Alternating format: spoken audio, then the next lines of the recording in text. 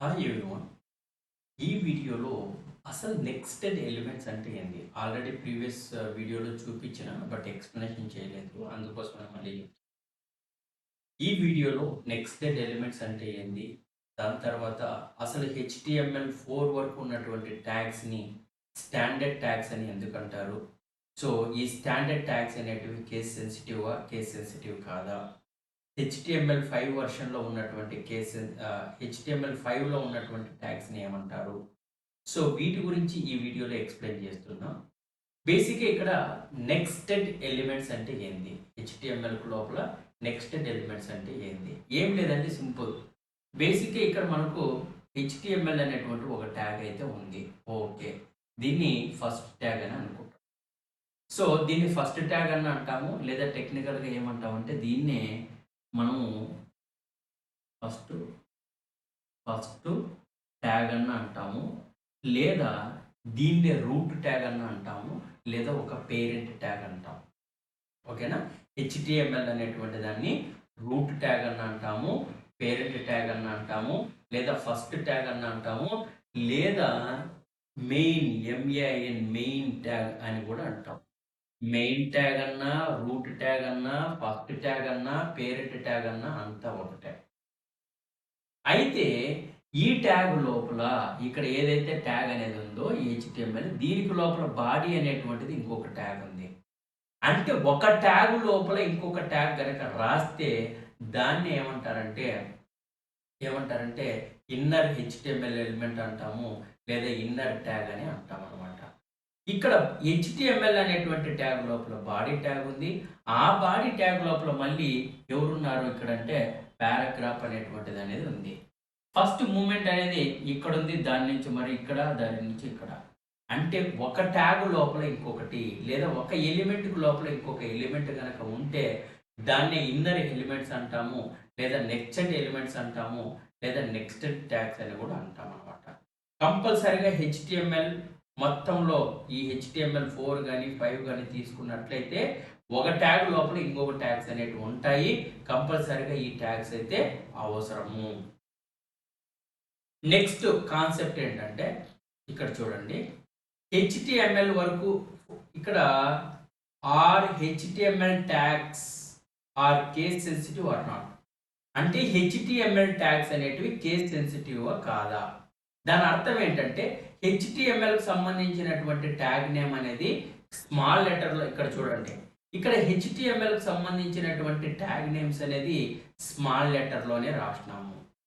ఇక్కడ క్యాపిటల్ లెటర్‌లో అనేది రాయలేదు. బేసిక్‌గా క్వెషన్ ఏమడుగుతున్నాడు? HTML ట్యాగ్స్ అనేటివి కేస్ సెన్సిటివా కాదా? అంటే HTMLకి సంబంధించినటువంటి ట్యాగ్స్‌ని ఓన్లీ స్మాల్ లెటర్స్‌లోనే రాయాలా? లేదా క్యాపిటల్ లెటర్స్‌లోనే రాయాలా?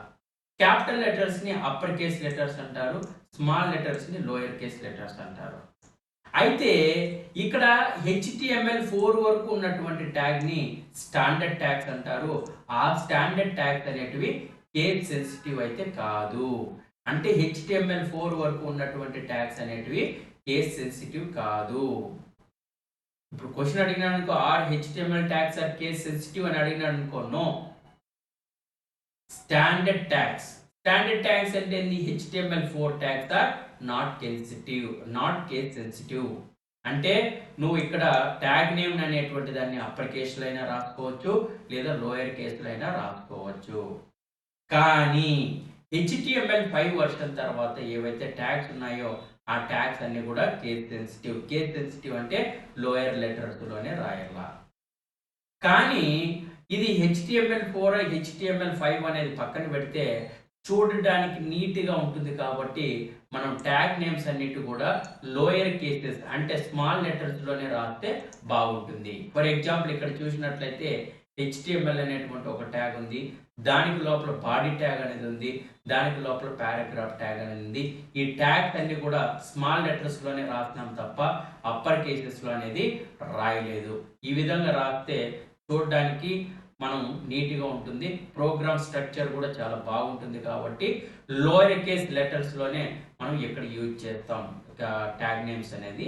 అయితే లోయర్ కేస్ అంటే దాని అర్థం ఏందంటే స్మాల్ అంటే స్మాల్ ఆల్ఫాబెట్స్ అని దాని అర్థం. ఓకే.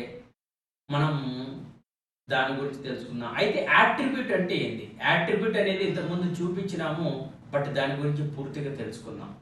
అయితే హెచ్‌టీఎంఎల్ లోపల యాట్రిబ్యూట్ అంటే ఏంది? ఆ యాట్రిబ్యూట్ వల్ల ఉపయోగం ఏంటంటే HTML element can have attributes. HTML elements అనేటివి యాట్రిబ్యూట్స్‌ని కలిగి ఉంటాయి. లేదా హెచ్‌టీఎంఎల్ ట్యాగ్ అనేది యాట్రిబ్యూట్స్‌ని కలిగి ఉంటుంది అన్నమాట. అయితే attribute is nothing but a name in the HTML starting tag. ఇక్కడ బాగా అబ్జర్వ్ చేసినట్లయితే ఇక్కడ చూడండి బాడీ అనేటువంటి ఒక ట్యాగ్ ఉంది. ఆ బాడీ ట్యాగ్ తర్వాత స్టైల్ అనేటువంటి ఒక నేమ్ ఉంది. ఆ నేమ్‌ని యాట్రిబ్యూట్ అంటాము. ఆ యాట్రిబ్యూట్ అనేది దేన్ని తెలియజేస్తుందంటే ఈ ట్యాగ్‌కి ప్రత్యేకమైనటువంటి ఇన్ఫర్మేషన్‌ని డిఫైన్ చేస్తుంది.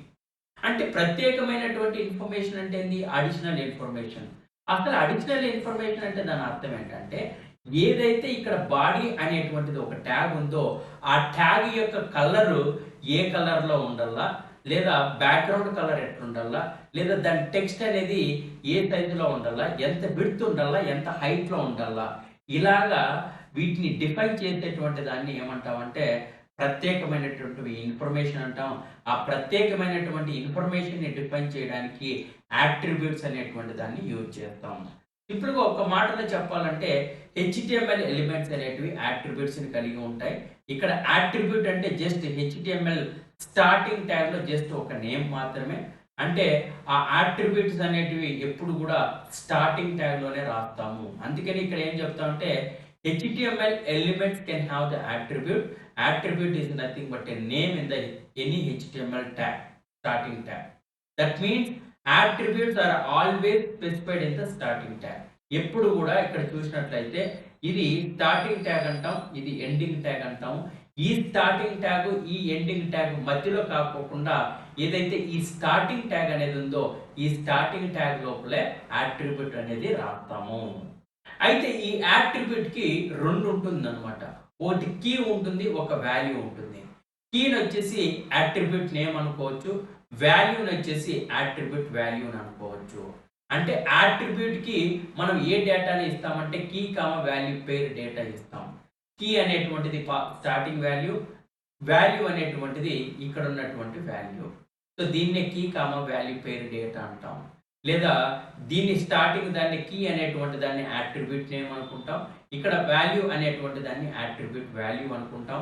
ఈ ఈజ్ ఈక్వల్ టు ముందర తర్వాత ఈ ట్యాగ్ తర్వాత ఏదైతే నేమ్ ఉందో దాన్ని యాట్రిబ్యూట్ నేమ్ అంటాం. ఈ యాట్రిబ్యూట్ నేమ్ అనేది అడిషనల్ ఇన్ఫర్మేషన్‌ని ప్రొవైడ్ చేస్తుంది. ఇక్కడ అడిషనల్ ఇన్ఫర్మేషన్ అంటే ఏందంటే ప్రత్యేకమైనటువంటి ఇన్ఫర్మేషన్. ప్రత్యేకమైన ఇన్ఫర్మేషన్ అంటే ఏందంటే నీ ట్యాగ్ అనేది ఏ కలర్‌లో కనిపించాలా, నీ ట్యాగ్ బ్యాక్‌గ్రౌండ్ కలర్ ఏంది, దాని ఫాంట్ సైజ్ ఏంది, అది సెంటర్‌లో ఉండాలా, ఇంకోట అనేటువంటి ఈ విషయాల్ని ఏమంటామంటే అడిషనల్ ఇన్ఫర్మేషన్ అంటాము. ఆ అడిషనల్ ఇన్ఫర్మేషన్‌ని తెలియజేయడానికి యాట్రిబ్యూట్ అనేటువంటి దాన్ని యూజ్ చేస్తాం.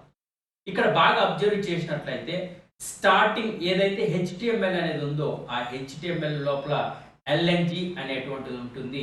ఆ ఎల్ఏఎన్‌జి అనేటువంటిది దేన్ని డిఫైన్ చేస్తుందంటే లాంగ్వేజ్. అంటే నువ్వు వెబ్‌సైట్ లోపల ఎటువంటి ఇంగ్లీష్ కావాలా, ఈఎన్ అంటే ఏందంటే ఇంగ్లీష్ అనేటువంటిది కావాలా అని దాని అర్థం.